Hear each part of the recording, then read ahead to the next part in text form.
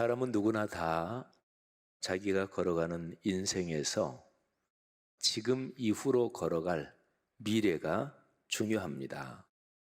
여러분 한번 조금만 생각해 보시면 지나온 과거, 그거는 누구도 바꾸지 못합니다. 그런데 미래는 근본적으로, 원론적으로 얘기하면 아무것도 써 있지 않은 어떤 흰 종이와 같습니다. 아무것도 써 있지 않은 흰 종이니까 여기에 내가 쓸 수 있잖아요. 그리고 지나온 과거는 이미 이렇게 기록된 그런 종이와 같습니다. 물론 앞으로 걸어갈 미래는 지나오는 과거에서 영향을 받습니다.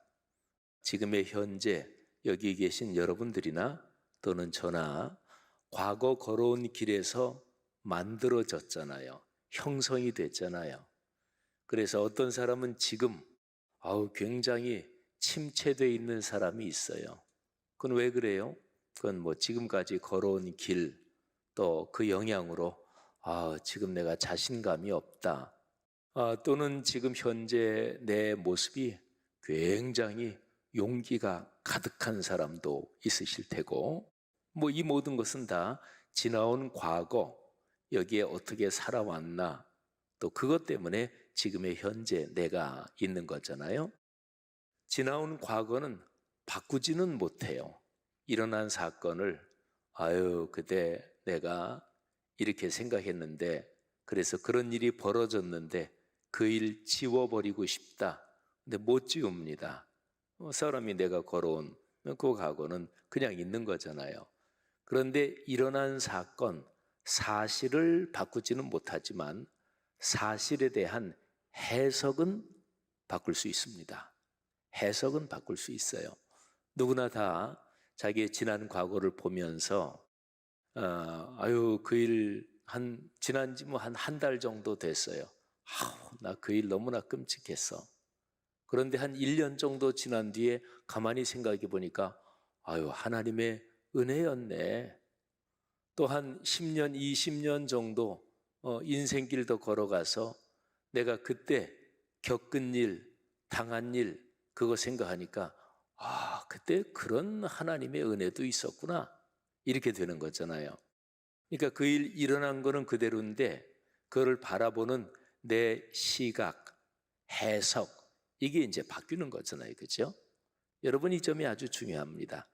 지금 내가 은혜가 충만할수록 내가 지나온 과거가 하나님의 눈으로 보여요. 자, 그런데 이제 진짜로 중요한 거는 지금 이후에 이제 후로는 나를 위하여. 이거를 여러분 각각 대입을 해보세요. 이제 후로 여러분 각자 여러분이 걸어갈 인생길에 어떤 일이 기다리고 있습니까? 이제 후로 여러분이 걸어갈 미래 어떠하리라고 생각을 하십니까? 내가 걸어갈 미래 한번 이렇게 생각해 보세요. 우선은 보통 사회과학적인 설문조사를 할 때 5개 항목을 줍니다. 예를 들어서 아주 좋다, 좋다, 중간이다, 안 좋다, 아주 안 좋다. 이렇게 5가지 대답을 보통 하거든요. 그래야 이제 이게 정확하게 파악할 수 있다는 거예요. 그러면 이 방법을 사용해서 이제 후로 여러분을 위하여 여러분이 걸어갈 미래에 5가지 중에 하나 여러분이 이제 고르시는 거예요. 아주 좋을 거다. 그냥 좋은 쪽일 거다. 잘 모르겠다. 좋을 수도 있겠고 안 좋을 수도 있겠고 그냥 그렇다. 근데 힘들 것 같다.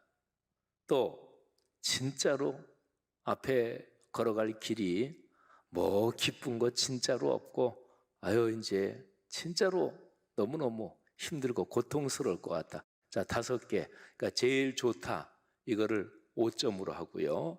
5, 4, 3, 2, 1. 고민 조금만 하시고 몇 번이십니까? 여러분 이제 후로는 나를 위하여. 사도 바울은 어떻게 고백하나 보세요. 사도 바울이 나이가 몇 살 정도 됐을까요? 그건 뭐 바울의 나이가 성경에 정확하게 나오진 않기 때문에. 그런데 확실한 거 하나는 바울의 나이는 노인이었어요. 근데 몇 살 정도 노인이었을까? 아주 연세가 많은 노인이었을까? 예, 그 당시에 사람이 사는 수명이나 오늘날 수명을 이렇게 이제 합리적으로 그렇게 잘 고려하고 얘기한다면 바울은 연세가 많은 노인이었습니다. 아니면 연세가 많지는 않더라도 이런저런 상황 때문에 나 이제 한 1년밖에 못 살아. 한 1년 뒤에는 뭐 천국 가지 뭐. 이런 사람은 자기 그 나이가 지금 연세가 많은 노인하고 사실은 똑같은 거잖아요. 근데 바울은 정확하게 지금 이 디모데 후서에서 그런 나이였습니다. 그냥 인생의 생물학적인 나이로도 바울은 나이가 상당했을 것입니다. 옛날로 가면 우리나라에서도 60년대에 50만 넘으면 40 후반 50대면 초로의 나이, 그러니까 늙은이에 진입되는 나이입니다. 요즘은 뭐 그냥 펄펄한 뭐 젊은 세대라고도 볼 수 있지만, 근데 어쨌든 바울은 그런 사람이었어요. 근데 바울이 고백하는 얘기를 보세요. 자, 이렇게 고백합니다. 지금 이제후로 내가 걸어갈 미래, 내 인생에 이런 게 기다리고 있다. 나를 위하여 의의 면류관이 예비되어 있다. 그리고 바울은 디모데후서 4장 17절 18절에서 이렇게 얘기합니다. 주께서 내 곁에 서서 나에게 힘을 주시고 계시다. 나로 말미암아 선포된 말씀이 온전히 전파되어 모든 이방인이 듣게 하실 것이다. 내가 사자의 입에서 건짐을 받았다. 주께서 나를 모든 악한 일에서 건져내시고 그의 천국에 들어가도록 구원하실 것이다. 여러분, 디모데후서는 사도 바울이 마지막에 죽기 전에 쓴 유언적 편지입니다. 여기에서 바울은 이렇게 얘기하고 있는 거예요. 내가 지금까지 걸어온 길 하나님의 은혜였습니다. 나는 내가 걸어온 인생 여정 생각하면서 하나님께 참 감사를 드립니다. 그리고 지금 현재죠. 주님께서 내 곁에 서 계십니다. 그리고 나에게 지금 계속해서 힘을 주고 계십니다. 그리고 바울이 평생 한 일이 뭔가요? 바울은 복음 전도자로서 하나님의 말씀을 전했잖아요. 그죠? 모든 이방인들에게 땅끝까지 복음을 전해야 되겠다. 바울은 이 심정을 가슴에 꽉 끌어안고 살았잖아요. 근데 바울이 그거를 완성하지는 못해요. 근데 바울은 이후로 내 삶을 하나님께서 영원한 천국에 갈 때까지 나를 지키시고, 그래서 내가 받은 구원을 하나님이 완성하시는데, 그런데 내가 받은 사명, 이방인들에게, 모든 세상 사람들에게 복음의 말씀이 전해지는 것, 이거는 내가 천국 간 뒤에도 하나님께서 계속 그렇게 하실 것입니다. 여러분, 이 정도 되면 바울처럼 행복한 사람이 어디 있겠어요? 그렇잖아요. 누구나 다 자기가 막 애써 하는 일이 있잖아요. 근데 그게 자기가 은퇴한 뒤에, 또는 뭐 내가 이 세상 떠난 뒤에 그 일은 완전히 다 쭈그러들 것이다. 그러면 얼마나 허망해요.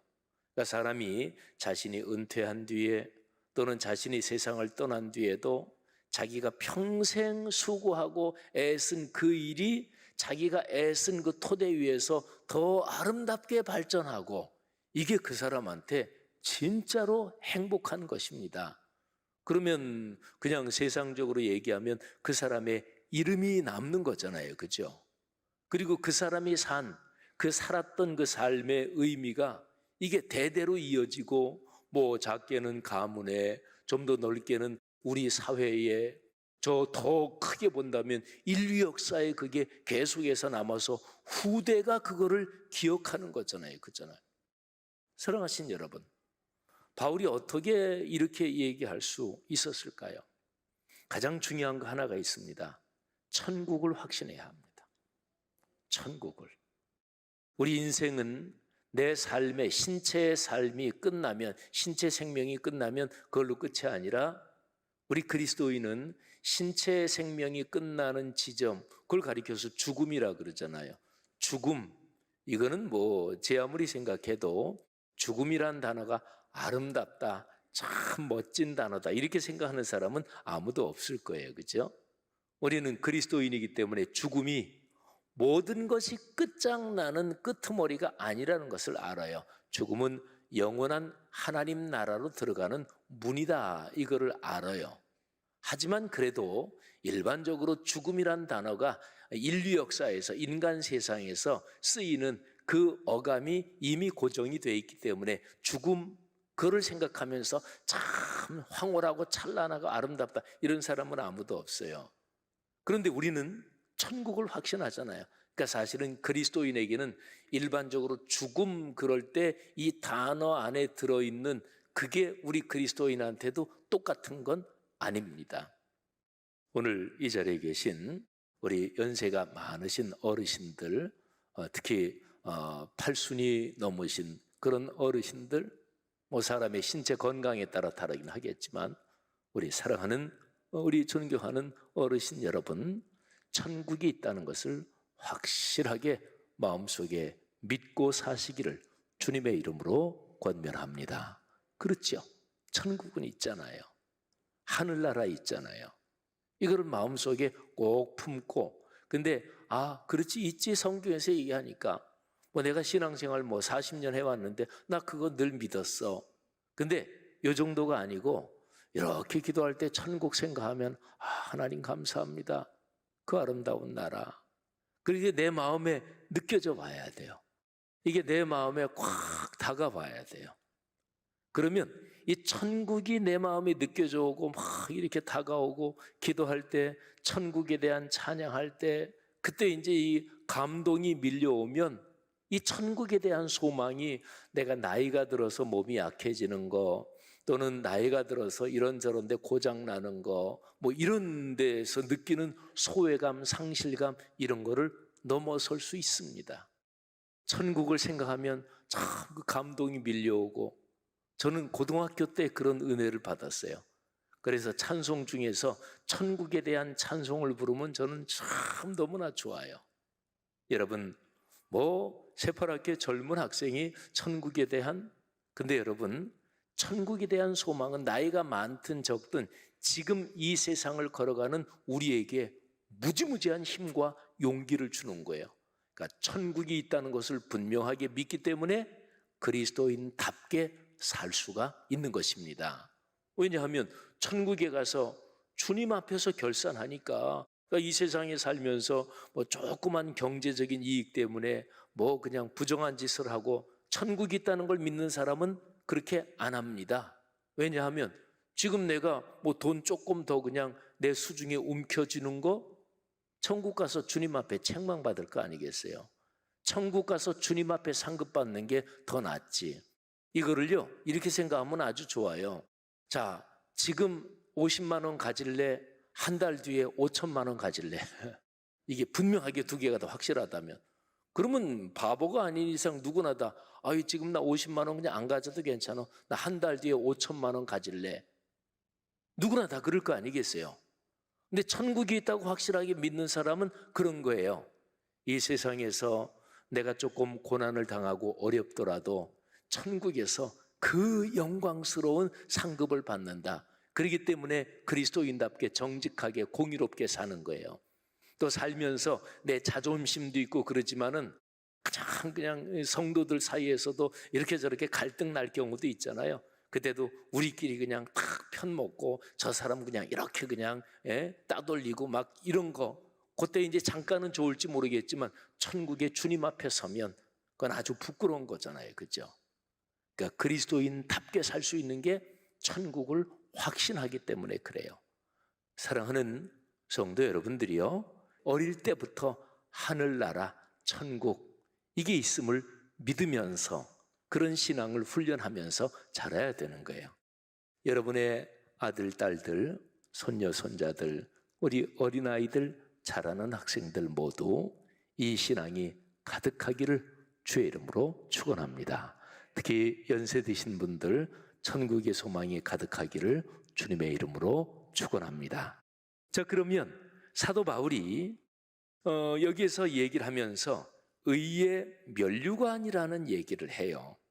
자, 오늘 제 설교에서 아주 핵심적인 구절은 8절입니다. 한번 잘 들어보세요. 이제 후로는 나를 위하여 의의 면류관이 예비되었으므로 주 곧 의로우신 재판장이 그날에 내게 주실 것이며 내게만 아니라 주의 나타나심을 사모하는 모든 자에게도니라. 자, 여러분, 바울은 나 지금 걸어갈 인생에 의의 면류관이 나한테 기다리고 있어. 하나님이 나한테 의의 면류관을 주실 거야. 이 생각을 하니까 얼마나 기뻐요. 예를 들면 여러분이 한 일주일 뒤에 무슨 상을 받아. 상을 받을 게 다 지금 정해져 있어요. 그러면 지금부터 마음이 얼마나 설레요. 너무나 설레잖아요. 결혼식을 앞둔 신랑 신부는 얼마나 가슴이 설레는 것일까요? 또 내 아들, 딸, 손녀, 손자가 좋은 대학에 들어갔다든지 아니면 좋은 직장에 취직했다든지 아니면 좋은 상을 받는다든지 좋은 자리, 그게 이제 며칠 앞으로 다가왔다 그러면 우리의 가슴은 얼마나 설레는 것일까요? 사도 바울은 내게 면류관이 기다리고 있다. 여러분, 면류관은 그냥 쉽게 표현하면 1등 상이다, 이렇게 그냥 표현할 수가 있어요.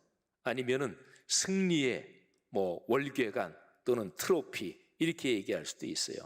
성경에는 면류관이라는 단어가 굉장히 여러 번 나옵니다. 잠언에 보면 참 어질고 지혜로운 부인 아내는 그 남편의 면류관이다, 이렇게 기록이 되어 있습니다. 그리고 지혜로운 사람이 가지고 있는 정보, 지식은 지혜로운 사람의 면류관이다.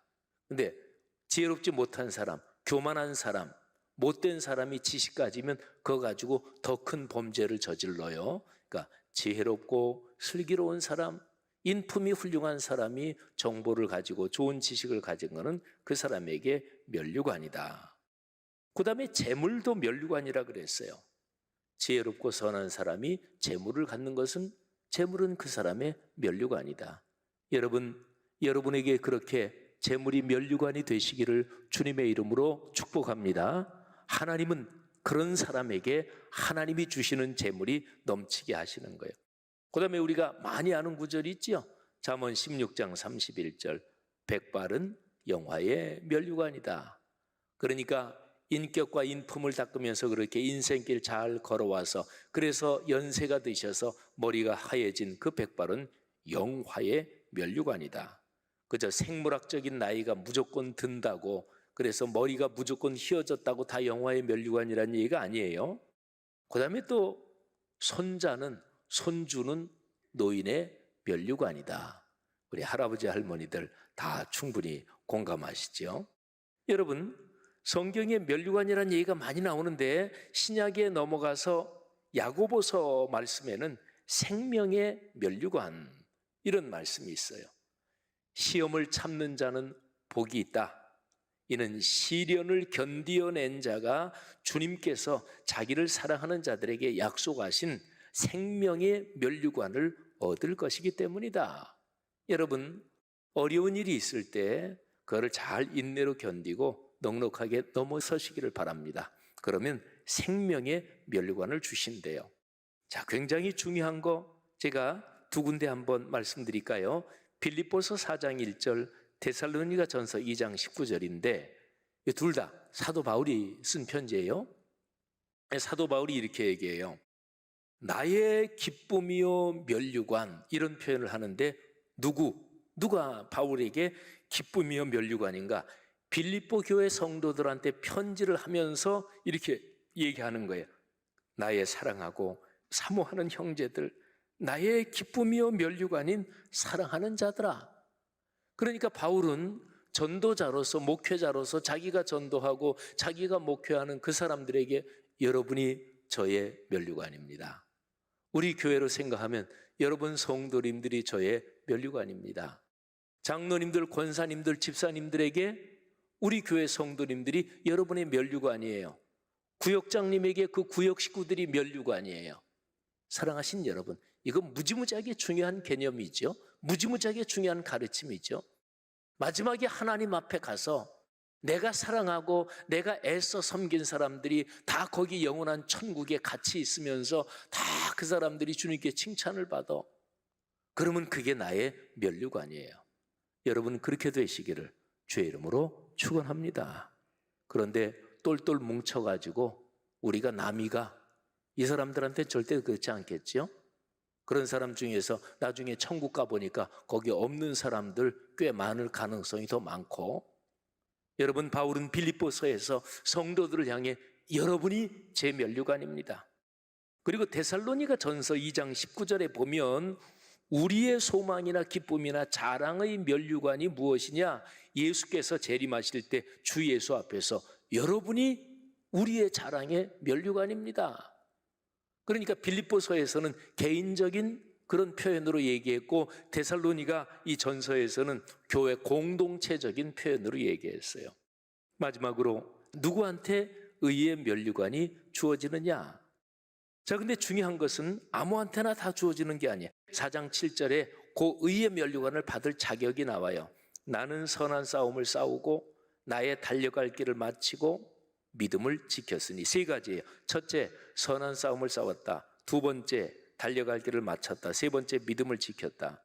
자, 선한 싸움을 싸웠다. 이거는 내가 달려온 과정을 말하는 거예요. 여러분 게임에서 반칙하면 그러면 1등으로 들어왔어요. 근데 비디오 판독에서 보니까 반칙이야. 그러면 1등 탈락됩니다. 그러니까 무조건 끝까지 다 갔다고 면류관 받는 거 아니에요. 그 과정이 정당해야 돼요.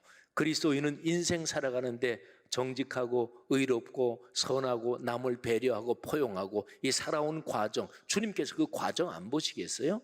두 번째, 나의 달려갈 길을 마쳤다. 완주해야 돼요. 나 옛날엔 참 교회 봉사 많이 했어. 그런데 지금은 안 하신다는 얘기네요. 옛날에 난 참 믿음이 뜨거워서 지금은 미지근하다는 얘기네요. 끝까지 완주해야 됩니다. 그 다음에 세 번째, 아주 중요한 거, 믿음을 지켰으니. 믿음을 지켰다는 얘기는 하나님 중심으로 살아간다는 걸 의미해요. 하나님을 기준으로 살아간다는 걸 의미해요. 그러니까 내 야망, 내 목적을 성취하기 위해서 사는 거 말고, 믿음이라는 게 하나님을 향한 믿음이잖아요. 그러니까 내가 사는 목적이 뭐야? 나는 내가 대단한 사람 되고 싶어. 내가 중심이야. 내 자존심 그냥 팍팍 살리면서 나는 사는 게 내 인생 목표야. 그거는 믿음으로 걸은 게 아니에요. 믿음을 지킨 게 아니에요. 주님의 이름이 드러나기를 원합니다. 주님의 말씀이 전파되기를 원합니다. 주님의 뜻이 드러나기를 원합니다. 이게 바로 믿음을 지켰다, 이런 거지요. 사랑하신 여러분, 세 가지예요.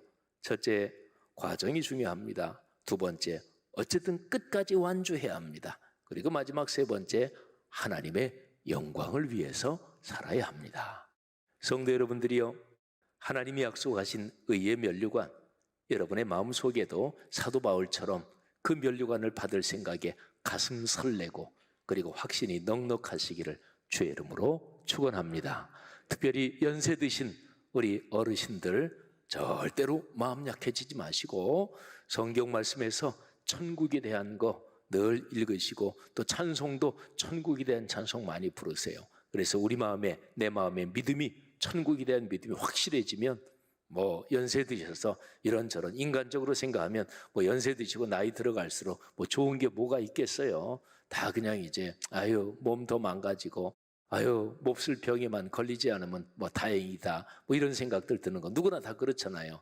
그러나 천국의 확신이 분명하면 우리의 삶은 끝까지, 하늘나라에 갈 때까지 하나님의 능력, 하나님의 기쁨이 함께 하실 것을 믿습니다.